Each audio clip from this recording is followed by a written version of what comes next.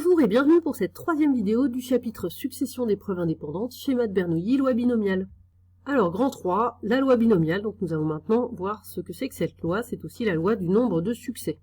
Comme auparavant, on est dans un schéma de Bernoulli de paramètres n et p, c'est-à-dire qu'on a donc une épreuve qui a deux issues possibles, un succès, un échec, avec le succès qui a pour probabilité petit p, et cette épreuve, on la répète n fois. On est donc dans la situation d'un schéma de Bernoulli de paramètres n et p. Et alors, on appelle x la variable aléatoire qui compte le nombre de succès obtenus lors de ces n épreuves.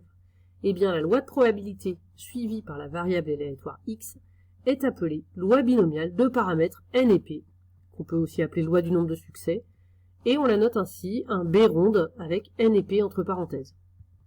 On dit aussi que x suit la loi binomiale de paramètres n et p. Pour bien comprendre, reprenons l'exemple utilisé dans les vidéos précédentes quand on fait 3 lancers de dés successifs et on s'intéresse à chaque fois au succès qui est obtenir un 6. Donc on avait obtenu cet arbre-là.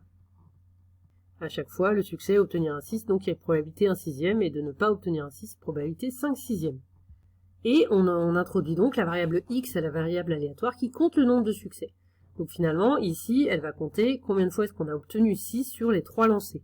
Donc il y a 3 possibilités, soit on n'a aucun 6, donc la variable peut valoir 0, si on n'a aucun 6 sur les 3 lancers. Elle peut valoir 1 si on a eu un 6 parmi les 3 lancers de dés. Elle peut aussi valoir 2 si on a eu 2 6, ou alors elle peut valoir 3 si on a eu que des 6. Ainsi, nous avons défini la loi binomiale, mais ce qui va nous intéresser, c'est de savoir calculer les valeurs des probabilités. Pour cela, nous avons cette propriété. Lorsque x est une variable aléatoire qui suit la loi binomiale de paramètres n et p, alors, pour tout cas compris entre 0 et n, la probabilité que x soit égal à k est égale à, alors ce nombre il s'appelle k parmi n, enfin il se lit k parmi n, et ensuite p puissance k, 1 moins p puissance n moins k.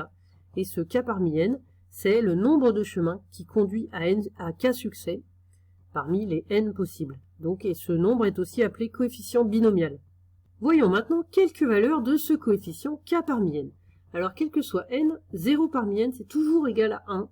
En effet, il y a un seul chemin avec aucun succès. Sur notre exemple des 3 lancers de dés, aucun succès, ça veut dire qu'on a S bar la première fois, S bar la deuxième fois, S bar la troisième fois. Et en fait, il y a qu'un seul chemin possible. Voilà. Ensuite, n parmi n, là, il y a un seul chemin possible aussi, parce que même chose, il y a un seul chemin avec seulement des succès, puisqu'il faut passer ici, ici, ici, il y a une seule possibilité. 1 parmi n, donc un succès parmi n, là, il y a n chemins. Alors, je vais vous montrer sur l'exemple là que c'est le cas. On va donc regarder tous les chemins pour lesquels il y a un seul succès. Donc ici, si je passe ici, là, je ne peux pas ensuite aller en haut puisque j'ai déjà un succès. Donc là, je suis obligé de faire un succès, pas de succès, pas de succès. Ça me fait un chemin. Maintenant, si je commence avec pas de succès, eh bien, j'ai le choix, soit entre aller à un succès, et dans ce cas-là, pour avoir un seul succès au total, il faut que je passe ici. Donc ça me fait un autre chemin. Voilà.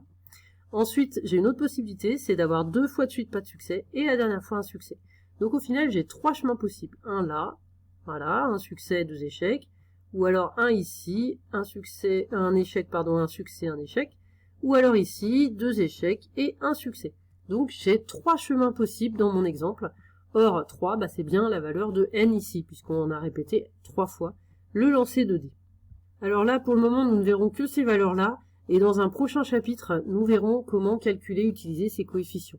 Notamment, en fait, ce coefficient k parmi n, on peut aussi considérer que c'est le nombre de façons possibles de choisir k éléments parmi n. Donc, le nombre de façons possibles de faire un groupe de 3 personnes, par exemple, parmi 35. Ici, évidemment, le nombre de façons possibles de faire un groupe de 1 parmi 3, eh bien c'est 3. On peut prendre soit une personne, soit la deuxième, soit la troisième. On a 3 possibilités.